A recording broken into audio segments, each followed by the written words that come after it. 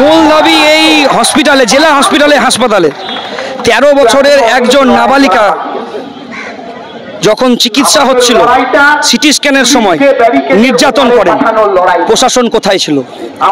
আরজিকর হসপিটালে একটা ঘটনা ঘটলো, একটার পর একটা রাজ্যের ঘটনা ঘটছে, প্রশাসন নির্বিকার, কেসকে ধামাচাপা দেবার চেষ্টা করছে। আর দুর্নীতি শুধু আরজিকর হসপিটালে নয়, পশ্চিমবাংলার সমস্ত স্বাস্থ্য কেন্দ্র এখন দুর্নীতির আতুর ঘরে পরিণত হয়েছে।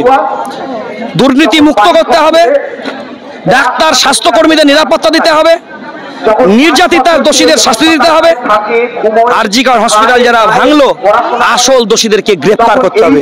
এই দাবি নিয়ে একদিকে অবস্থান চলছে, একদিকে জেলায় জেলায় অভিযান চলছে।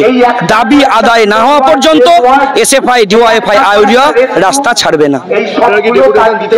আমাদের ডেপুটেশন দিতে গেছে, শান্তিপূর্ণ অবস্থান ছিল, অবস্থানে পুলিশ প্ররোচনা দেবার চেষ্টা করেছিল, ধাক্কাধাক্কি করেছিল। শান্তিপূর্ণ অবস্থানে কিসের জন্য এত বড় ব্যারিকেড আমাদের জানা নেই।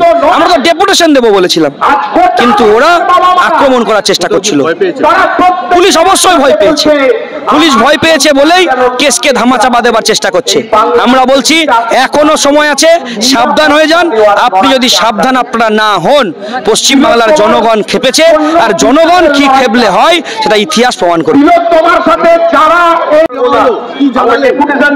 ওরা মিটিং করেছে, এর বাইরে ওরা কিছু জানে না, এইটুকু শুনলাম।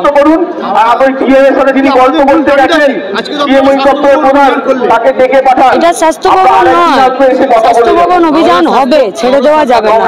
হাওড়া স্বাস্থ্য দপ্তরে জানালেন, কি জানালেন? হাওড়া হসপিটালের ঘটনাকে দুর্নীতি গুগুর বাসা পরিণত করেছো, খুব তাড়াতাড়ি গুগুর বাসা রাজ্যের মানুষ, হাওড়ার মানুষ ভেঙে দেবে। তার জন্য ওরা তৈরি, হাওড়ার মানুষ তৈরি হচ্ছে।